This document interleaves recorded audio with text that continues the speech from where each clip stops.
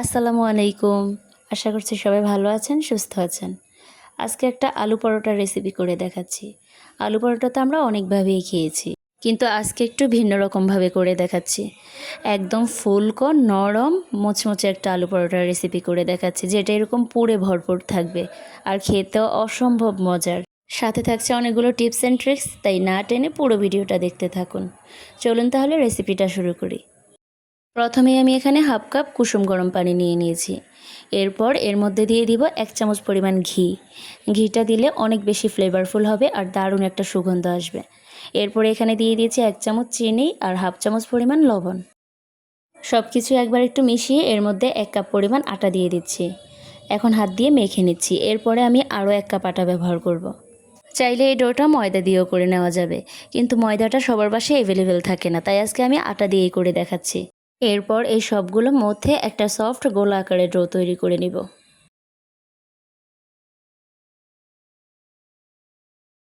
এখন আমি 1 টেবিল চামচ পরিমাণ সয়াবিন তেল দিয়ে দিচ্ছি। এরপর আমি আবারও ভালো করে মথে নেব। ডোটা যত বেশি ভালো করে মথে নেবেন তত বেশি নরম হবে আর পরোটাটাও অনেক বেশি ফুলকো হবে। খেয়াল করলেই দেখতে পারবেন কতটা সফট হয়েছে ডোটা। এরপর আমি এটা এক সাইডে রেখে আলুর পুরোটা বানিয়ে নিচ্ছি। এখানে আমি সিদ্ধ আলু নিয়ে নিয়েছি, এর মধ্যে দিয়ে দিচ্ছি পেঁয়াজ বেরেস্তা।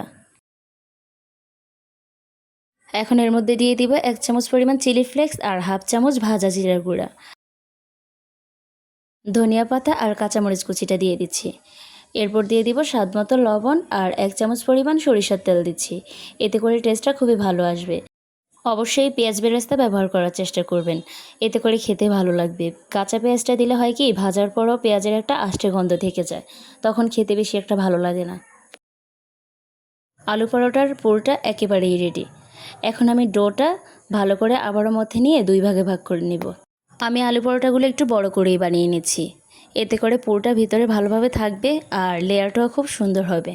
এখন আমি 2 ভাগে লেচি কেটে নিয়েছি, একটা লেচি নিয়ে নিয়েছি। আবারও একবার মধ্যে এরপর হাত দিয়ে এরকম ছড়িয়ে দিব। দেখতেই পাচ্ছেন এই কাজটা কিভাবে করছি। এরপর এর মধ্যে দিয়ে দিব আলুর পুর। আলুর পুরটা একটু বেশি করে দিয়ে দিচ্ছি। তারপর চারদিক থেকে নিয়ে সিল করে দিব। এই কাজটা দেখলেই বুঝতে পারবেন যে আমি কি করে মুখটা আটকে দিচ্ছি। এরপর 2 হাতে আবারও একটু গোল করে নিব। এখন এই গোলার উপরে কিছু আটা ছড়িয়ে দিচ্ছি। এরপর প্রথমে আমি একটু হাত দিয়ে ছড়িয়ে দিচ্ছি। এই কাজটা একটু হালকা হাতে করবেন যেন পুর না বের হয়ে যায়।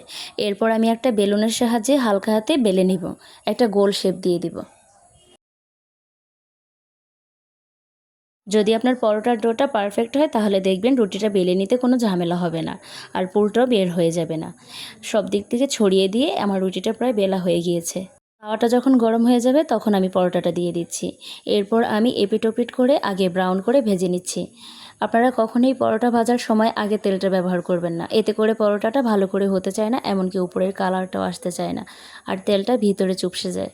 এই টিপসটা অবশ্যই ফলো করবেন, তাহলে দেখবেন আপনাদের পরোটাটা একেবারে পারফেক্ট হবে। এরপর আমি এর মধ্যে তেল দিয়ে দিয়েছি। এখানে চাইলে আপনারা ঘি কিংবা বাটার দিয়েও পরোটাটা ভেজে নিতে পারেন, যে যেভাবে খেতে পছন্দ করেন।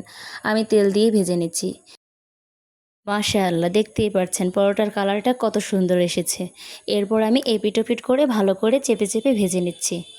পরোটার কতটা ফুলকো হয়েছে ভিডিওটা ভালো করে দেখলেই বুঝতে পারবেন কতটা সুন্দরভাবে ফুলছে।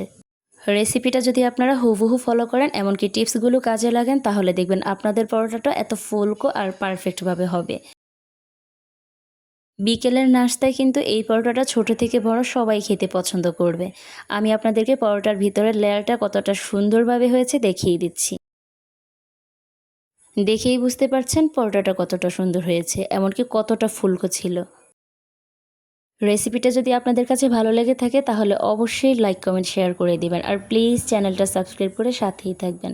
যারা ফেসবুক থেকে দেখছেন অবশ্যই পেজে ফলো দিয়ে রাখবেন আর ভিডিওটা অবশ্যই বেশি বেশি করে শেয়ার দিয়ে রাখবেন, কারণ যখন আপনি বানাবেন তখন যেন রেসিপিটা হুবহু ফলো করে পারফেক্ট পরোটাটা বানাতে পারেন। এতক্ষণ ভিডিওটা দেখার জন্য অসংখ্য ধন্যবাদ। আজকে এই পর্যন্তই বিদায় নিচ্ছি। ভালো থাকবেন, সুস্থ থাকবেন, আমার জন্য দোয়া করবেন। আল্লাহ হাফেজ। আসসালামু আলাইকুম।